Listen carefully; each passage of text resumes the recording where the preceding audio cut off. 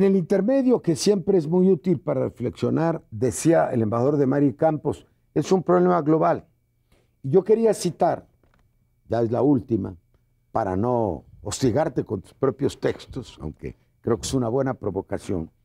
Tú dices que con la excepción de la Unión Europea, no se ha atacado el problema a fondo.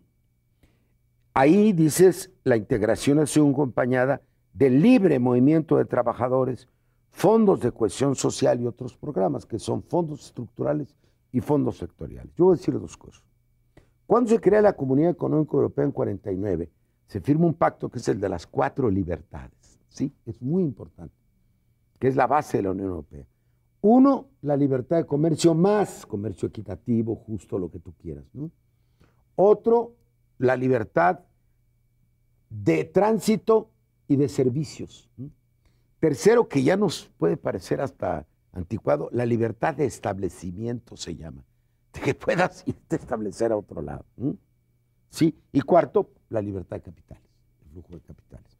Entonces, Europa, aunque esto no nos beneficia directamente a nosotros, se concibe como ciudadanía europea. Es decir, que todos los europeos van a ser ciudadanos de una misma entidad. Entonces empiezan a transferirse recursos de un lado a otro, sectores económicos dañados por la globalización, regiones atrasadas, desempleados, sectores sociales, a propósito del tema de la diversidad. También hay grupos vulnerables. Y bueno, ellos echan encima el reto de que los países que van entrando en 5, 10, 15 años tengan los mismos niveles de salario, porque si no los tienen, entonces las migraciones son bárbaras, ¿no? Ahora, eso implica en la jerga que tú conoces mejor que yo, cuando menos, Naciones Unidas, la transferencia de bienes públicos, ¿no? No podría México, ya no digo Latinoamérica, empezar a transferir bienes públicos de una región a otra, crear una verdadera ciudadanía mexicana, como dice Clarita, con igualdad de derechos. Pero digo, esa es una introducción. Ahora, con toda libertad, vamos a debatir el tema. Pues, Porfirio, creo que primero que nada habría que señalar que el contexto internacional es y va a seguir siendo cada vez más importante. Cuando hablamos del tema de la cohesión social, y consta que ya dijimos que muchos de los estudios iniciales de la sección mexicana del Club de Roma se dieron a partir de estudios más amplios en el mundo, tenemos que caer en la cuenta de que, bueno, este tema de la cohesión es un tema que ha estado presente en las preocupaciones de los pueblos, pero que lamentablemente lo que ha ocurrido, lo que ha seguido ocurriendo en el mundo es una globalización bastante desigual. Desigual. Desigual. Y definitivamente se han acentuado los problemas de la distribución del ingreso, se han acentuado problemas de pobreza, hasta hace muy poco, con una gran excepción que mencionamos, el caso de Europa. ¿Por qué?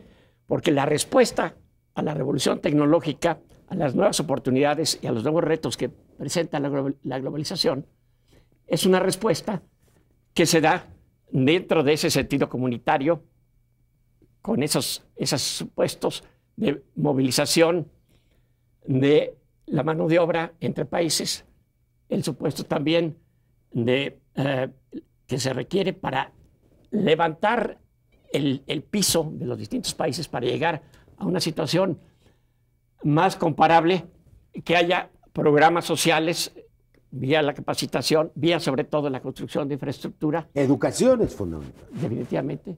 Y vía la construcción de infraestructura que permita que los países estén en condiciones similares. Entonces ha habido un acercamiento en los últimos años entre los niveles de los países que estaban menos desarrollados, le hace Grecia, España, Irlanda, Portugal, hacia el centro. Y no solamente eso, en los últimos años lo que hemos podido presenciar es que la incorporación de los países de Europa del Este, países de Europa del Este que ingresaron apenas hace unos años, están ya teniendo la posibilidad de beneficiarse de estos esquemas.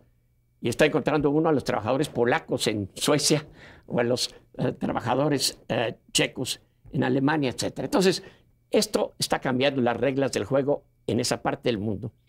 Lo que pasa es que en el resto del mundo no ha habido este tipo de esquemas. Nuestros esquemas de integración como puede ser el caso del Tratado de Libre Comercio de América del Norte. Son neocoloniales. Son esquemas que efectivamente partieron de un principio de que no era posible incorporar ese tipo de elementos de la cohesión social. Y lo que nos ha pasado entonces en los últimos... ¿Por qué no era posible, Mauro? Porque no tuvieron la voluntad política. No tuvieron la voluntad política. No les importó. Es un modelo distinto de capitalismo, el norteamericano, del europeo. Pero además, en este caso, México como único país... ¿Y por qué adoptó uno y dejó el otro?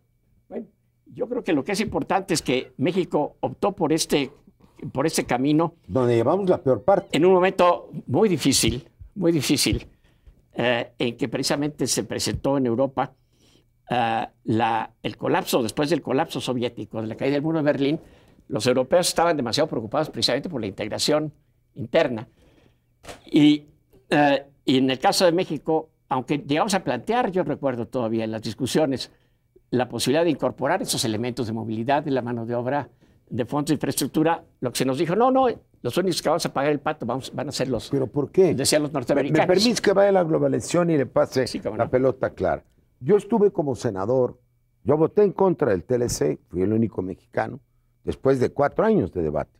El tema de debate con los norteamericanos que no tomamos es cómo es posible que este sea el único mecanismo de integración económica que no prevea otras formas de integración. Cansado de decirles a los senadores y diputados americanos la teoría de las 4 libertades, les entraba por un oído y les sacaba por otro. Cuando Clinton empieza a negociar, él tiene que aceptar presiones de los sindicalistas, de los de medio ambiente y de los derechos humanos. Ahora, lo más, y lo comentábamos el otro día, curioso de todo esto, es que Barack Obama y Hillary Clinton, ahora un poco en picada, y otros 3 de los 7 candidatos fundamentales que empezaron, plantean la revisión del Tratado de Libre Comercio. Y México dice que no hay que cambiar. Tú afirmas que nos ha tocado la peor parte, que el gobierno de México es un inconsciente. ¿Cree de veras que nos ha atacado la mejor parte del Tratado de Libre Comercio? ¿No es que ha sido de efectos regresivos para nosotros? ¿Tú qué piensas, Clara? Yo creo que el origen de la construcción de las sociedades europeas después de la posguerra es bien diferente de lo que pasó en la construcción de la sociedad norteamericana. Las sociedades europeas se fueron por los mecanismos de los estados de bienestar, que procuraban dirimir los conflictos en la pelea por el ingreso. Y ellos caminaron hacia moderar, digamos, las desigualdades. Estados Unidos, en cambio, instaló un semiestado de bienestar. En la época de Roosevelt. En la época de Roosevelt, y se fue deteriorando y deteriorando. Y ahora tú ves enormes desigualdades en Estados Unidos. O sea, hay un origen cultural, social, distinto de las sociedades europeas a la sociedad norteamericana. Las sociedades europeas hicieron ese esfuerzo de integración y construcción de ciudadanía en sus países y ahora están llevándole a la ciudadanía europea. Y en un momento dado, si los europeos estuvieran muy al frente, a lo mejor llegamos al concepto de ciudadanía transnacional, que es para donde vamos. Porque los europeos también empezaron a enfrentar el problema de cómo integraban a los migrantes. Y ese es un gran debate. Ese es un problema fundamental, porque tienen libertad de tránsito. Así es, pero traen un problema, y entonces España sí les da derechos, pero en otros países no quieren extender los derechos que tienen los ciudadanos del país. Los migrantes de afuera, claro. Migrantes de afuera. Los migrantes adentro tienen ya plena libertad. Yo creo que el tema de cohesión social, vuelto a poner en la mesa de discusión por los europeos, tiene que ver con el tema de migración externa hacia Europa. Y yo sí quisiera un poco volver al tema de cohesión social, porque ahora el tema de cohesión social, América Latina se lo está planteando Europa. A mí me tocó estar en las reuniones entre la Unión Europea y México, y el tema era un análisis hecho por la Unión Europea sobre la cohesión social en México y la cohesión social en América Latina. La última reunión de presidentes en Chile y Iglesias trae el tema de cohesión social. ¿Por qué? Pero lo traen temáticamente porque no plantean el modelo económico, me permites, Gerardo. Claro. Es decir, si en tu mano estuviera, ¿qué conjunto de políticas públicas básicas tú adelantarías, que son económicas, son sociales, para avanzar en el tema de la cohesión social? Yo te diría que separaría las políticas públicas en 3 categorías y trataría de introducir un elemento de análisis que a mi juicio es el determinante en un país que aspira a un desarrollo acelerado como el caso de México. Las políticas públicas las dividiría en las económicas, enfatizando el crecimiento económico y el empleo, a través de hay un conjunto de políticas, pero una de ellas es optimizando el gasto público, detonando la obra de infraestructura, haciendo una serie de reformas que ¿Y la reforma fiscal no es fundamental? Es muy importante. ¿Y el crecimiento de la demanda interna en la política de salarios? Sí, sin olvidarse, o sea, yo creo que lo que no se puede hacer es decir, o el mercado externo versus el mercado interno. Es una tontería. Creo que es un conjunto de cosas. Si quieres, permíteme enumerar las políticas públicas. La segunda serían las de carácter social, que están en función directa de las de políticas de crecimiento económico, no subordinadas, pero sí a la par, que son las de salud, educación, seguridad social, alimentación, nutrición, etcétera. Y desarrollo regional, descentralización de la política económica. Y la tercera son las de sustentabilidad. Muy importante. Donde van desde las del ambiente hasta otro tipo de políticas muy vinculadas a las del ambiente. El segundo aspecto que yo introduciría en todo esto es la necesidad de que estas políticas públicas sean de Estado y sean con visión de largo plazo. Esa es para mí ¿Y cómo le hacemos? La clave del esquema, que sean multisectoriales, interdisciplinarias, globales, holísticas y con visión de largo plazo. ¿Qué quiere decir holísticas para nuestro público? Que sean globales e interrelacionadas, que sean, o sea, que no puedes ver la economía sin ver sus consecuencias sociales en los diversos niveles, que no puedes ver lo social como una política meramente asistencial para ganar tiempo si no lo estás vinculando a la competitividad, si no lo estás vinculando al mercado interno y a tu relación con el exterior.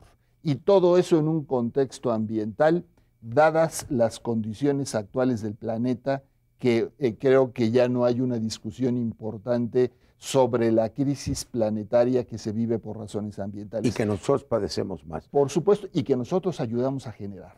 Yo voy a dejar para la segunda parte 2 temas de reflexión, lo que tú acabas de decir. ¿Cómo se come política de Estado? Porque estamos en cierta contradicción. Es México plural, todos los partidos, todas las organizaciones. ¿Cómo a partir de la pluralidad se construye una política de Estado? Voy a hacer aquí una denuncia. Ya lo resolvimos. Estuvimos trabajando, Clara, hace ¿cuántos? 8 años, en un Consejo Económico y Social. Estuvieron los actores económicos, políticos, sociales, sindicatos. Ya está el proyecto de reforma constitucional. Ayer en la mañana el Partido Acción Nacional lo vetó con el argumento infantil de que todo lo que le quite poder al presidente de la República, si no tiene ninguno, ya no le puede quitar nada, lo van a vetar. Ya logramos que pasado mañana pase ya este programa y que lo firmen los que quieran. Es decir, ¿cómo articulamos un acuerdo entre los mexicanos de largo plazo que no sea contrario al pluralismo? No, ese es el gran tema. Yo digo que es constitucional, por eso siempre está en favor de una nueva constitución. Políticas públicas que nos obligan a todos, pues vamos a meterlas en la constitución. Yo creo que el gran arte es cómo encontrar políticas de Estado a largo plazo que no vayan contra la pluralidad democrática. Necesitamos encontrar esos mecanismos y esa voluntad política. Lo dejo planteado para el último, sin ningún afán partidario, como algo de reforma fundamental del Estado. Políticas de Estado requieren una reforma de Estado, el fondo de la cosa. Vamos a ir al último capítulo.